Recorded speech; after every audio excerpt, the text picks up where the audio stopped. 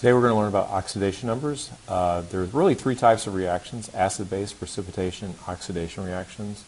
In oxidation reactions, electrons are transferred.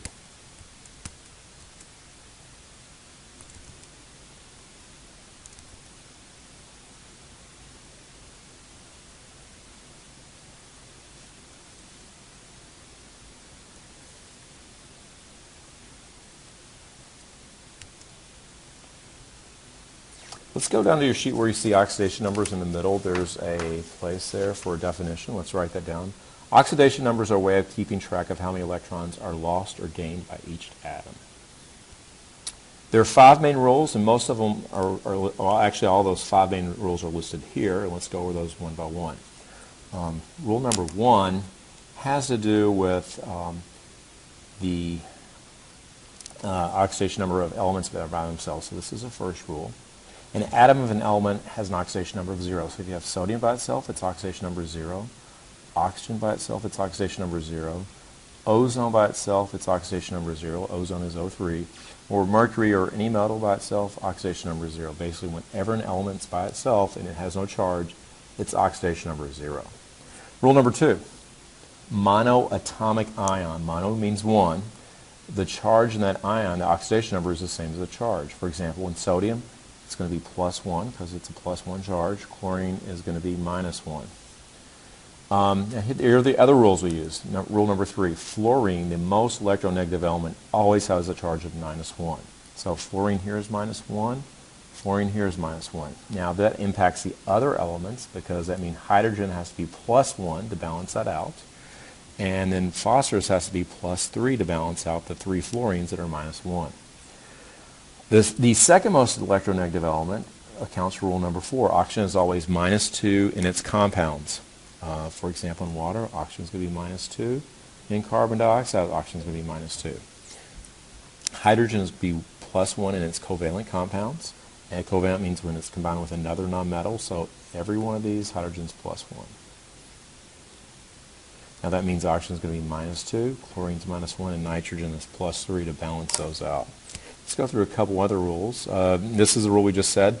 Any element by itself is 0. So we see copper 0, hydrogen 0, oxygen 0, magnesium 0, and hydrogen 0. Let's continue. These are things we've talked about before, but group 1A is always going to be +1. So sodium, lithium, potassium, all those are +1. Group 2A, which includes magnesium, calcium, barium, strontium, those are going to be +2. Group 7A, that's a group with fluorine. Those are all going to be -1 unless they're combined with a more electronegative element. Here's an example where we see that. Oxygen is the second most electronegative element, so it's going to be -2.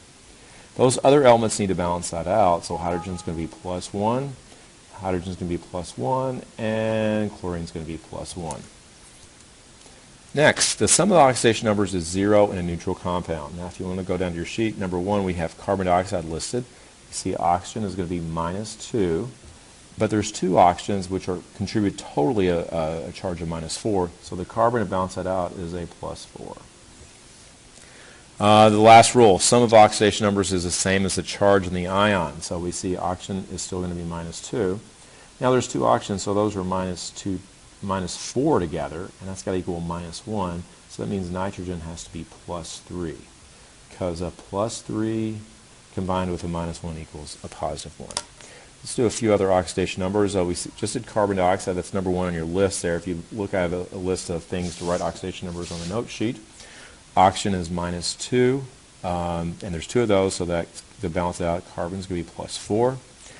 Over here, next to that, oxygen is going to be, this is carbon monoxide. Oxygen is -2, and carbon is going to be +2. And that's number 2 on your list. Let's go, and number 3 on your list is copper 2 oxide. Oxygen is -2. That means copper is going to be +2. The next one on your list, I believe, is magnesium chloride. I'll go to the back of the sheet. That's number 4. Chlorine's -1, so that means magnesium is going to be +2 to balance those 2 -1s out. Let's go a couple more examples. This is example number 5. Carbon tetrachloride. Carbon's -1. And there's chlorine's -1, and there's 4 of those, and the carbon to balance that out is going to be +4. So the oxidation numbers on carbon tetrachloride are carbon +4, chlorine -1. Let's go to number 6 on your list, which is sulfur dioxide. Sulfur is -2. -2 times 2 is -4. So sulfur, to balance that out, is going to be a +4. Now let's go to number 7 on your list. That's nitrate. And we see there's 3 oxygens, which are -2 times 3 gives -6. And that means the nitrogen is going to be +5, and the oxygen is going to be -2. So that's a quick summary of oxidation numbers. We see a couple more examples here. Let's do these real quick. Chlorine is -1, and there's 2 chlorines at -1, so that means iron is going to be +2. This one's a little bit more complicated because we see oxygen is -2, and so that's going to be -14. And we see potassium's +1, so that's going to be +2. To balance that out, chromium is going to be +12 for both of them, but that means for each individual chromium it's going to be +6. Potassium permanganate, oxygen is -2. -2 times 4 is -8. We know potassium's +1, and so that means manganese has to be a +7. So over here, manganese +7, and that's number 10 on your list. Try some of the other oxidation numbers, see how you do. Good luck. Let me know if you have any questions.